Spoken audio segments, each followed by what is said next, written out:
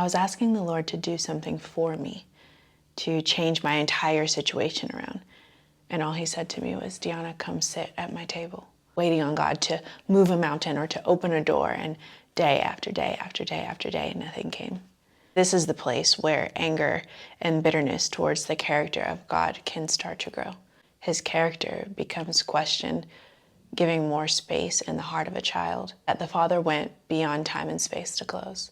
I got out of the shower one day and the Lord said to me, Deanna, I've set the table. I said, huh? I said, what table? There's no feast here, no angels singing, nobody's rejoicing, there's no banquet, no smiles and laughter, only darkness, bitterness, and insecurity. He said, Deanna, you've asked me to show up in this situation for you, and I'm asking you to be seated with me. I didn't understand what that meant. I searched my life for a table. There was nothing. All I saw was rejection and insecurity and abandonment. And I was like, how could a table be set here? This place doesn't seem like it would be the place to hold a banquet. He said, Deanna, what's happening to you right now sets the table for us to have a conversation about the truth. He said, we need to talk about where your true value lies, what your identity is placed in, how much power you have, how capable you are, how far I went to be with you always, and what to do next. He said, this table is sacred and it's on time. As a matter of fact, it's always been set for you. Now is the time to be seated, to eat with me, and rest in our intimate conversations. Sometimes I've noticed what the Lord prepares at this table doesn't seem like it's enough. Or maybe the table that he set for us causes disruption and chaos because we are forced to sit face to face with truth. There's no way you can come and sit at this table with the Almighty and not discover the truth. There is no choice but to face it once you choose to sit down. Once you choose to sit down, the truth then in turn sheds light on everything that was false that you thought was true.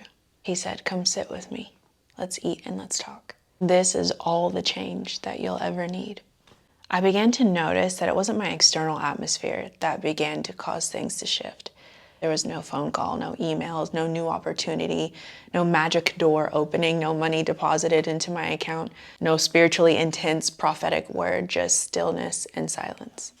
Everything that he began to show me while sitting at this table increased my decision making. I began to sit taller in the room. There was a confidence in what he said to me at this table while seated than anything that I tried to do on my own while standing. He said, Deanna, you must come sit.